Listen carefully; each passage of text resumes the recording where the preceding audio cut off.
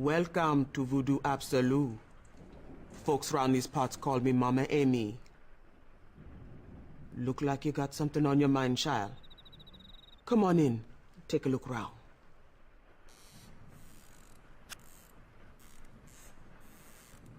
Afraid I don't rightly know of any lost souls, child.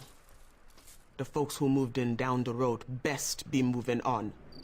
Make no mistake, there's evil up there. I can tell by the look in your eyes you've seen the face of evil.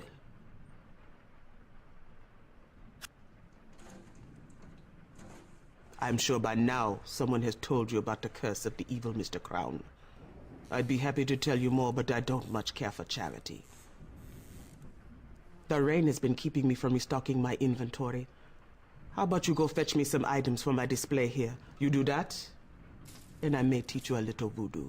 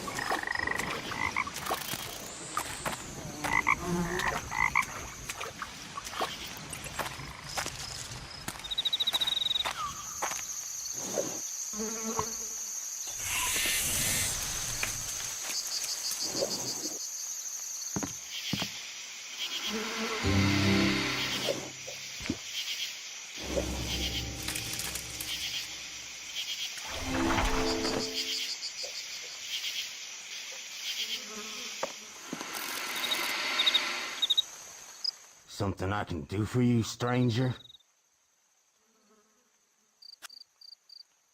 I don't know nothing about it. Frankly, I don't care to. Don't tell me you came all the way down here to ask me such foolish questions. Do I look like I want to be bothered? The only ghost around here is gonna be wearing your shoes if you don't leave me alone.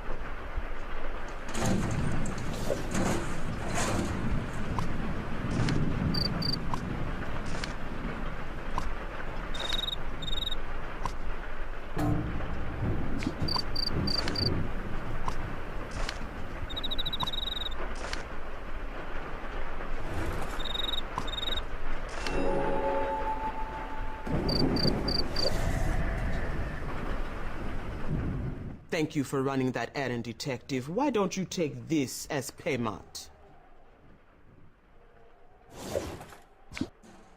It's what I call a sleeping conjure. You put a little in someone's drink, and they will sleep fine for a short while. Is there anything else Mama Aimee can do for you?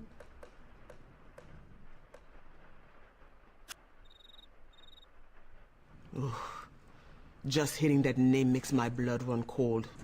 It's the man who built and then rebuilt the house down the way. I say rebuilt because he burned it.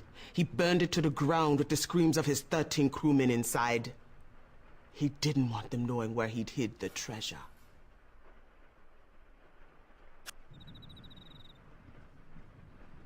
One skull each for every man who died in the fire. I suppose he wanted his crew with him long after he passed on. Find the skulls, and you find the treasure.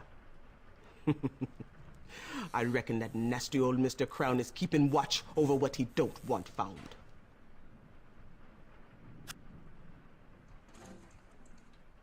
Best be careful out there, Detective. Snakes and gators aren't the only trouble in those waters. The only reason someone would be out there is because they want to be left alone.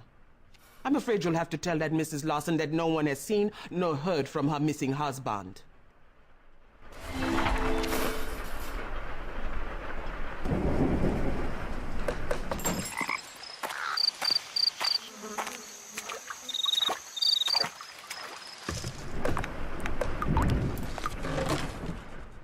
What do you mean no one's heard of my missing husband?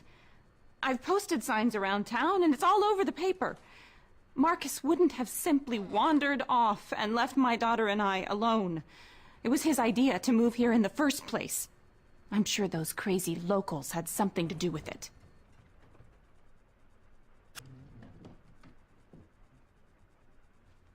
That crazy neighbor of ours, he fires his gun at anything that moves. How do I know he didn't attack Marcus? Have you met the lowlifes at that bar? That dive bar down by the river? Don't tell me that place isn't full of criminals. I'm beginning to wonder if that couple we hired isn't behind all this.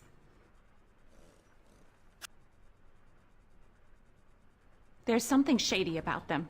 I can't put my finger on it, but I've seen the way she looks at me. I thought we were doing them a favor by giving them jobs and letting them stay in the carriage house. I would appreciate it if you would quit running all these little errands and get to the bottom of things.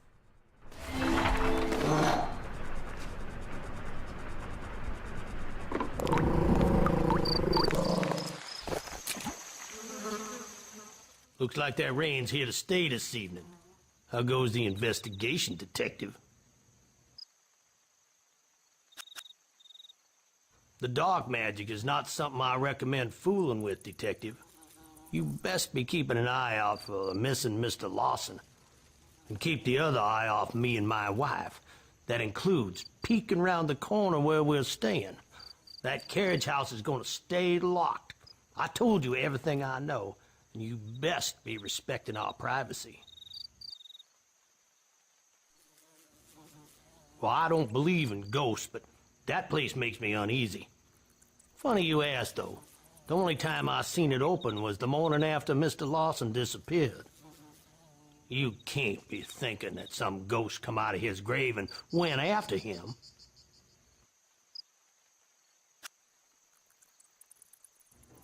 Well, I never did actually unlock that gate, but I know where one of the keys is hiding. I suppose I could lend it to you, but I need you to help me with something first. All this rain is making these weeds grow faster than I can get rid of them. How about you grab a pair of them garden shears and clip all them weeds along the side of the house?